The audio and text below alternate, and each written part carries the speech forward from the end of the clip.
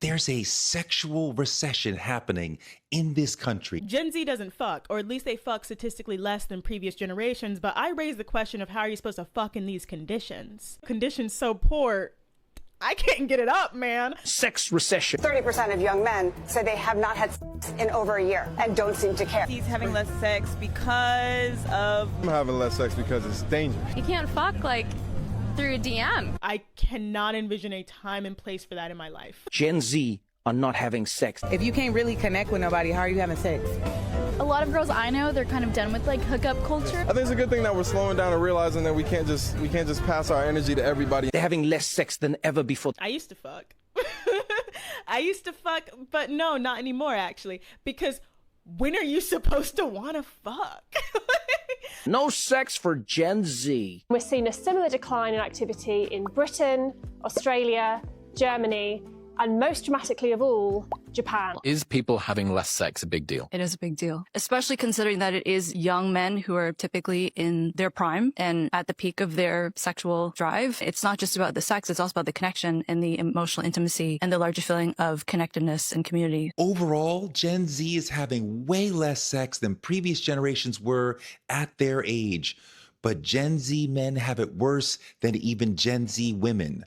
1 in 3 straight Gen Z men have never had sex. Why isn't Gen Z sexually active? Like, why is Gen Z having so much less sex than the other generations? I can only answer this question for myself, and my answer is because I'm eating a sandwich.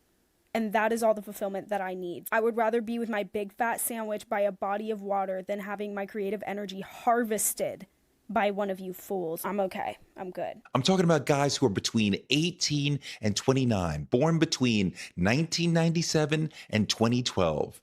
They should be in their sexual prime, but 25% of straight Gen Z men have not had sex in the last year. Only 11% of them had sex with more than one partner in the last year. I'm not saying something is wrong with these young men. I'm saying, what has happened in the world to lead these young men to this situation? For one thing, Gen Z is the most depressed generation in history. Half of Gen Z has a diagnosed mental disorder, and of them, 90% have anxiety. So if you're anxious and depressed, your last thing you're going to want to do is go out and meet people, sit down, have a date, potentially face rejection. They have a lot of hopelessness, a lot of nihilism, and a lot of loneliness. They aren't weak or soft. There's many valid reasons for their depression. Gen Z is the first generation in America that has absolutely no purpose or meaning in life. This is why they have terms like doomers. You know, this is why you ask them, hey, go buy a house, get married, have kids. And they say, what's the point? Inflation is going to make it impossible to retire. My house won't be worth anything. I can never afford a house. These are young people who are not certain the planet will be livable when they get older. And right now, the economy is destroying their ability to be a provider. They can't find meaningful work, thus they can't afford dates and see no clear path forward. In a world where a man's worth is tied to his ability to provide, being unable to provide makes it hard to feel like a man. The old system of college into job, into family, into happiness is not working out for many of them, and many of them feel lost. Housing is unaffordable, so many Gen Zers are living with their parents or living with roommates. That makes it harder to have privacy for intimacy. Most people I know have roommates. You have to orchestrate fucking around a roommate. How annoying. But also there's a dearth of money. The underemployment rate for recent college graduates is 41%. Gen Z is doomed. Gen Z is facing the worst unemployment rate in decades. More often than not, it's literally just rejection, rejection, rejection. And it's always like the automated messages. The job market sucks. The unemployment rate for college graduates is very high. Entry-level job postings is very low, especially in industries like tech and marketing and finance. Many Gen Zers are unemployed or underemployed, and men who have lower incomes are way more likely to be sexually inactive. Dating is expensive for men, especially in a world where women are demanding that he pay for dinner and Uber them to the date and back home from the date. Many of my younger friends are wary of dating specifically because of the cost. But also, the lack of economic freedom may not make you feel like enough of a man to be able to go after the women you want. So the economy leads to depression and nihilism and a lack of self-confidence. Their hopelessness is rational. When you genuinely cannot picture a stable future, depression is a logical outcome. And when you're truly depressed, you don't want to have sex. You barely want to engage with anyone. Gen Z is also the most isolated generation of all time. Like my grandparents, in order for them to interact, they had to walk outside of the house and walk to a hall, or whether it was a restaurant. You had to physically engage. You were in physical proximity to more people. Gen Z is in the least amount of physical proximity. The mass depression of Gen Z means this generation is heavily medicated. They are on antidepressants and anti-anxiety meds at historic rates. Many of those drugs suppress the libido, robbing people of the desire to have sex. I was on antidepressants for a really long time and they destroyed my libido. And I was like super annoyed, but then I realized that explains how antidepressants work, because first they dry you up and then you can't hook up with men and then you're happy. Gen Z also avoids alcohol. Baby boomers spend $25 billion a year on alcohol. Gen X spends $23 billion a year on alcohol. Millennials spend $23 billion on alcohol a year. Kind of all similar. Gen Z, $3 billion. They do not drink. Also part of why they're having less sex. I don't think this new data on Gen Z drinking is necessarily something to celebrate, because there's two main drivers of this and neither one of them is positive. Firstly, Gen Z is really antisocial. The 15 to 24-year-old age range has the largest decline in socialization, which is probably in large part because the lockdowns killed their social skill formation at some pretty critical years. And probably also because they're more likely to doom scroll than carry a conversation with someone, which, yeah, is going to negatively impact your ability to carry that sort of conversation in the future. The sexlessness of Gen Z shows up in the culture of Gen Z. The manosphere is about toxic men performing hypermasculinity and through that performance, advising lost young men how to be more like them. The manosphere would not be possible without a horde of young men being extremely online and wondering why women aren't responding to them. The popularity of the manosphere is evidence that young men are searching for role models who can show them how to be masculine. But the popularity of the manosphere also is evidence that they are not finding good role models.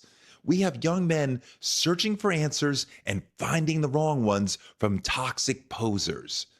The manosphere is teaching them toxic masculinity and virulent misogyny, which is offensive to most women. Even women who are school teachers for grade school boys are reporting shocking examples of misogyny in their classrooms. It's not hard to see why men who have been ruined by the manosphere are chasing many women out of the dating pool. The manosphere guy wants to learn how to talk to women or learn how to talk at women, but the involuntarily celibate man does not know how to talk to women and is not even trying to learn and is bitter, angry, and resentful of women. He doesn't want to interact with women at all. Women are responding to all this toxic masculinity and misogyny with conscious singlehood and things like the 4B movement, where they choose to not date men, to not sleep with men, and to not marry men as a political response to sexism. No sex, no dating, no marriage, no children. 4B movement. This started in South Korea in response to men being horrible people. The 4Bs, Korean for four no's, no marrying men, no giving birth, no dating men, and no sex with men. There is so much pressure in South Korea for women to have kids, and women felt extremely undervalued. So they have sort of banded together to not kind of give into these societal pressures. A lot of Gen Z women are liberal, especially about gender roles. They want equality in their relationships. Gen Z women are a lot more liberal than their male peers, many of whom are politically conservative. Many Gen Z men say they want submissive wives.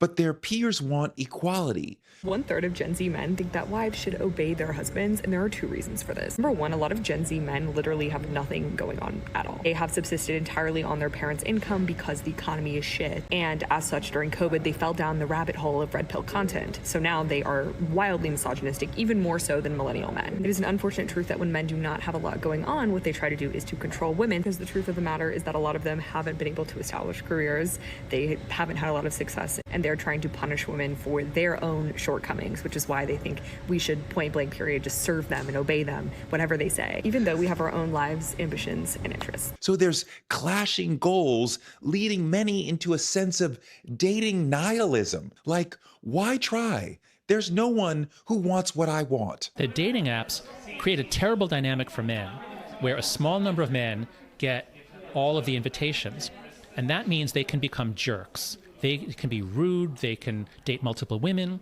and then the women feel men are jerks. But you've got most of the men are getting no bites, they're getting no dates, and they feel women are jerks. So I think the dating apps are one of the reasons driving the sexes apart. Again, this is just for heterosexual dating. Just driving the sexes apart, making it more difficult to date, to court, to fall in love, to marry, to have children. So I think we're going to look back on this and say the dating apps had all these unintended consequences that are really messing up the romantic lives of Gen Z. Porn is also a big part of all of this. Gen Z has easier access to porn than any generation before it. And porn activates the same regions of the brain that are turned on during sex without the risks of real dating. So many Gen Z men are turning to porn as a substitute for sex. But men who watch porn daily are highly likely to be depressed. Of course, we cannot talk about Gen Z without talking about COVID and quarantine. We as humans build social skills and learn how to relate to our peers when we are between 15 and 22. For Gen Zers, quarantine meant losing years out of those critical developmental social interactions. They lost proms, graduations, first jobs, basic in-person social life, and that has had a lasting impact on many of them. Gen Z went into COVID needing to build social skills and came out the other side emotionally underdeveloped through no fault of their own. A generation of men who did not learn intimacy in their formative years doesn't just pick up those lessons later. They are harder to partner with, more prone to loneliness, and less able to bond with women, and less able to understand women, and more susceptible to manipulation from toxic men. Half of Gen Z men no longer actively even trying to date. They're not even trying. When young women are lonely, they have much better social networks. They have much stronger friend networks, whereas guys become kind of lone wolves and kind of literally sequester from everyone and everything. Some men may feel like masculinity itself is the problem and struggle to understand how to be manly without being toxic. Gen Z is not just the most depressed generation, they are also the most psychologically literate generation in history. They know what depression is, they respect it. They know what trauma is, they take mental health seriously. They know all about anxiety disorders. They have the vocabulary, the awareness, and the willingness to seek help, but there's so much lined up against them that it's making sex impossible. This is not just about pleasure. The birth rate for Gen Z has fallen off of a cliff. According to the CDC, U.S. birth rates have now fallen to the lowest point in American history, with Gen Z having over 50% fewer kids than the 1950s. They are in a dangerous space and they need help, and no one has any idea what to do for them. Thank you for watching. Please like, subscribe, and comment all the things. I will be back tomorrow.